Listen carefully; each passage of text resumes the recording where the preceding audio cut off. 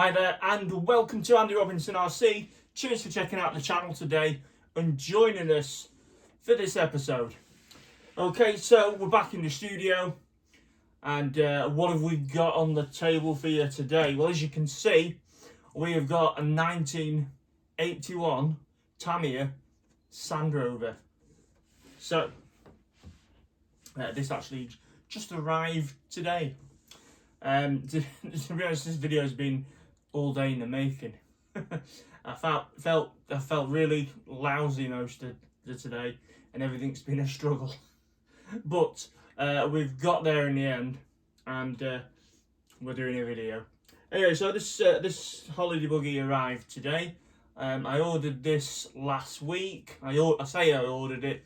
I found it for sale, and I bought it, and it's arrived today. And yeah, it's lovely. Wait, you see it anyway. Yeah, so we were hoping to be out with the Stadium Raider that showed you last time out. But I know it's almost done. I'm just waiting on a couple of little extra parts. I might as well wait until I've got them, and then it's all done as it's going to be, and then we'll go out and take that for a drive. So I think last on that I've got to fit the motor, which is I'm putting in just taking out the 540 silver can, nothing majorly faster, but I'm going to put in the 24-turn UGT motor that's in this the Evo Hornet, and I'm going to put another motor in that. So I'm going to do that, and I'm just waiting for these few extra parts. So. And then also we have had another addition to the collection, and I'll give you a sneak peek of that after we talk about this one. So, as I said, it's a 1981 Rover. So I'll just move the box so it's in lovely condition, and that's just the box. No, the box is in lovely condition. So there you go. It's totally in box art, which didn't bother me. Again, might not have painted it myself if painted it like this if I'd done it myself. But it's done. I think it's been. I'm not sure if it's been hand painted or sprayed, because there's a few run marks on it. Now, excuse me. Now, I haven't put the shell on properly. Now, the reason is because I didn't want it to be a bit of a pain trying to get the body off during the video and then just looking all weird and awkward. So it's just sat on top at the moment. So hopefully it'll stay there. But as you can see, look at that. How cool is that? It's, I say, I'm not going to say it's mint condition. Because people have different ideas of what mint condition is. But I'm going to say it is a very, very nice example. It has been restored. I believe the chap who sold it me said it's been done with the original parts. As I say, you can't buy new parts for this because it's never been re-released. So you can maybe find the good second-hand parts, or maybe you're lucky you might find some new old stock parts. Anyway, it has been restored, and yeah, I thought it looked really nice when I saw it, and I thought, yeah, I wouldn't mind adding that to the collection for now. So for now, I say, I mean, it sounds like I'm going to get rid of it. Who knows what's down the line? But I wanted one, and this one came up. And also as well, it's the same pretty much as the Holiday Buggy, bar the bodywork. And I think in the Rover originally you did get the optional 540 motor mount. It's not in with this, unfortunately, but I think you got that with the kit, so you could put a 540 motor in.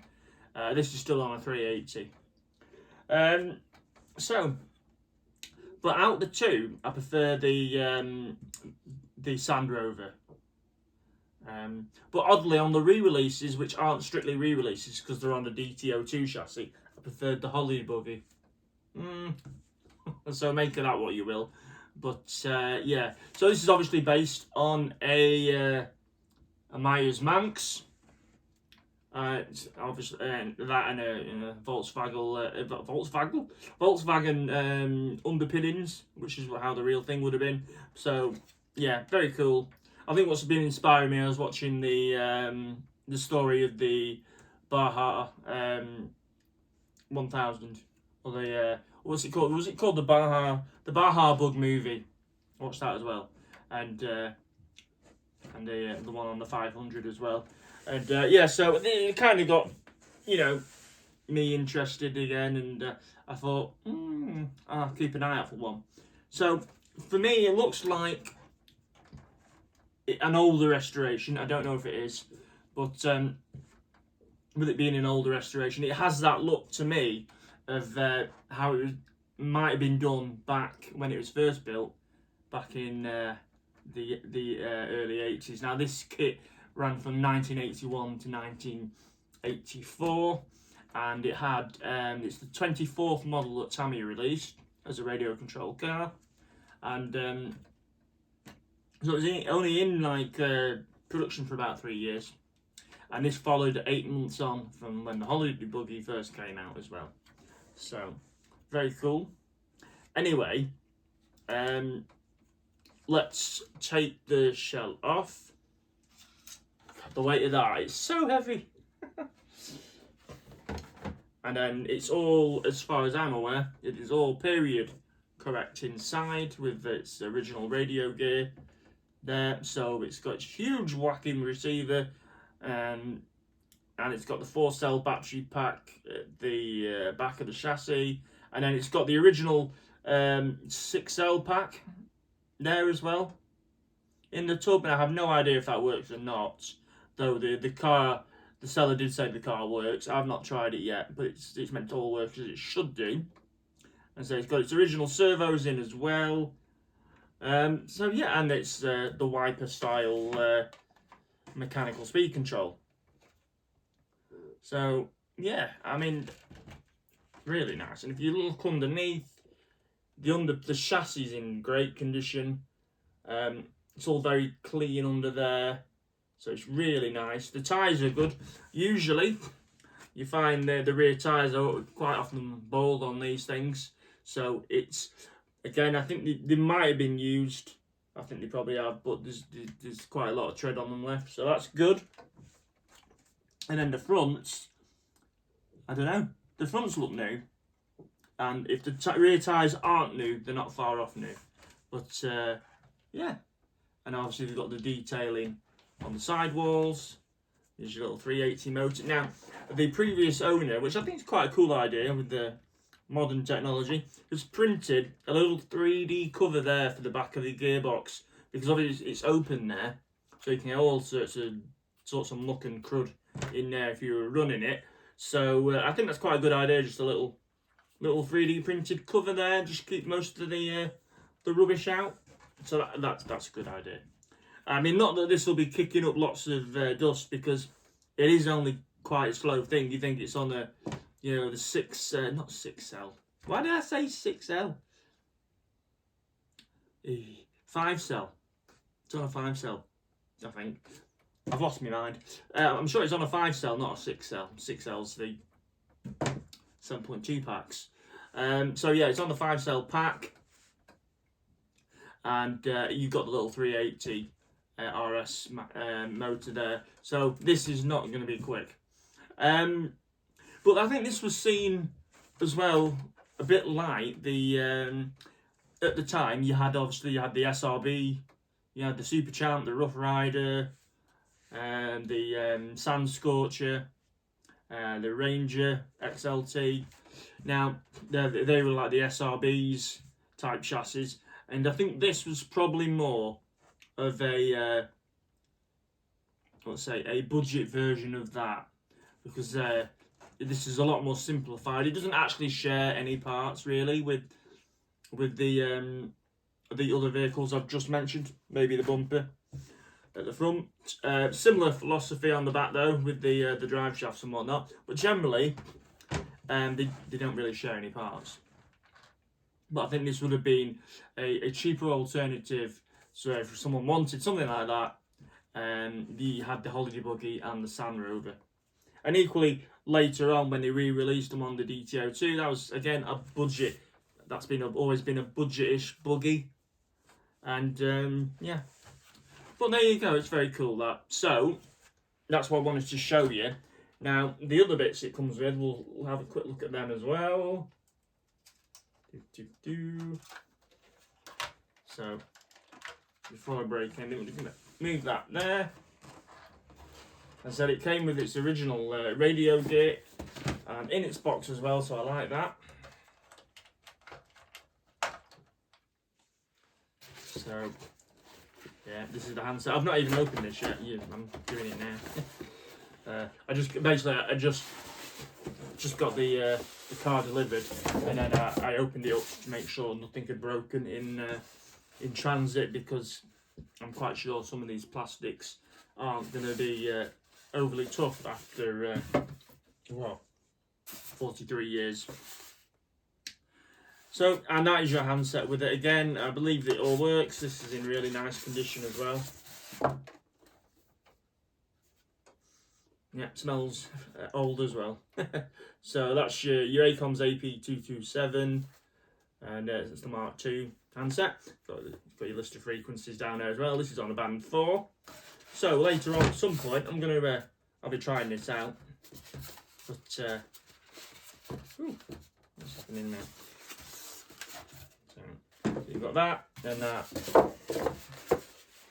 Put that there. So, I mean, how cool does it look?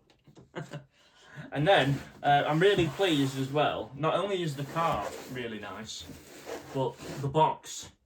Again, for a 43-year-old box, it's in really good condition. Really, can't really grumble about that. So yeah, I mean, it's got there's a split in it. There's a tiny split somewhere, and there's a bit of a dent that's there, but you know, it's all there. It's really nice. Right, and so what came in the box? Well, this came in, so it's one of the plastic parts, plastic, but the part boxes you get with it, and just in there was I had to put the front bumper on and the rear bumper. That was in there.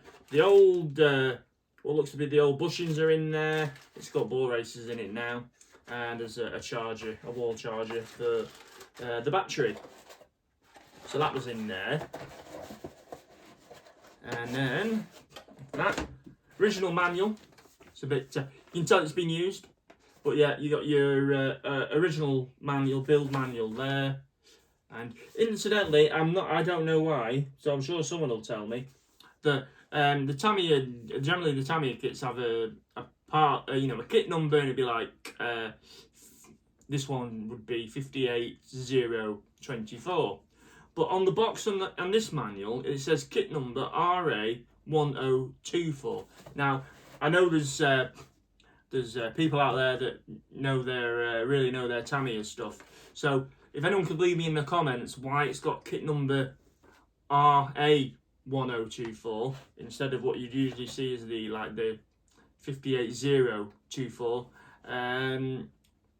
or even the 5824. Just yeah, if you could drop me a comment and let me know, I'd be interested. No, it's on the box and it's on the manual. Well, there's the manual. As I said, it's in pretty good nick. Yeah, can't grumble. It's all in there. So yeah, pretty pleased with that. I'm glad I got the manual. Not that I'm planning on taking it to pieces. Although what I did notice is when you get your actually no, I was going to say you get actual proper pictures of the buggy, but you do in the other manuals as well. I think it just looks so different there to me. But yeah, there's the picture of it. You can see you get that in all the manuals, don't you? Ignore me, talking rubbish. And to boot as well, this was in there as well. One of the Tamiya radio controlled guidebooks. Even has the model shop stamp on the back. It says model shop 79 Northgate Street, Gloucester. And then the telephone number for it as well. So I'm gonna guess, because I haven't found a date on it yet, I'm assuming this was purchased around a similar time of the Holiday Buggy, and the Sand Rover, sorry. So I'm guessing what this is 1981, 1980, somewhere, you know, around that sort of time. Now, if I just flick through to the, I mean, you're all probably familiar, if you're Tamiya fans, you're all familiar with these. But there we go, one of the first pages in of the cars. And then you can see the Sand Rover and Holiday Buggy. So, how cool is that? Brilliant. And on the back of this one, it's the Sand Scorcher. And on the front page here, you've got one of the F1 cars, showing you the exposed, you know, the internals, the diagram for it there of the chassis and layout and all the components. And then at the top you've got the Williams and the Williams and the Lotus there as well. Anyway, so that's awesome, that, and I hope it's showed up on camera okay. Now I will run this just because it's got to be done. I've paid that money for it. I want to see it go. So we will run it at some point, but it won't be anything crazy at all. Because yeah, I'd like it to stay in the good condition that it's in. So let me just pop that down there. So yeah, really happy with that. Let me know what you think. Were you a fan of the original Holiday Buggy or the Sand Rover? And what did you think when they re-released them, or re-released the bodies on the Tamiya DTO2? Personally, I thought it was quite cool from the point that it was they brought those shells out again on a bit more of an updated chassis. And yeah, we used to do the Tamiya DTO2 races, and used to have a Holiday Buggy and Sand Rover class, as well as the buggy variant of them as well. So that was always cool. Anyway, what else can I show you? Well, I'm going to show you this. Now, this was on the channel, albeit very briefly. It was going to be last year now. I did, and it sort of was like strayed onto a video that I was doing, and I think I was reviewing the Traxxas Ford F-150 MT, the monster truck, the 1/18 scale MT, and I think I'd only just got this then, and I think I said, oh, this is what I've got. I've got a Traxxas TRX3 to be working with. Now, I did get it up and running, and I did take it to the track, and but they had a big steering issue with it. For some reason, it would only, I'd get lock one more way than the other, and the only thing I could come to a conclusion in the end was that it needed a much better servo horn on, and maybe it needed some of the what do you call it, the bell cranks replacing. Now, I did get a ton of spares with this, which was awesome, and I actually got this car off Chris Wiz, if you know who he is. He's from sort of over Leeds and Bradford way, and I know him from racing and whatnot, the vintage racing. So when he was selling this, I'd always seen this a few times and always admired it, and it was one I had to get hold of. So although it doesn't look much, since having it, I gave this to Paul, actually, at Inside Line Models, and I was been staring at it for ages, and I said, just see if you can see anything that I'd missed in the steering. And I think eventually, besides, I said, oh, can you put a new servo horn on it? He replaced all the steering bell cranks with fresh ones that I had, new spare ones in packet from when I bought the car. So we did all that, and then hopefully that solved that problem, because I've not driven it since then. And then since then as well, the diff needed a rebuild as well. It was not sounding overly great. And again, this car had been raced, and then I think Chris has not raced it for a bit. I think it needed its differential rebuilding.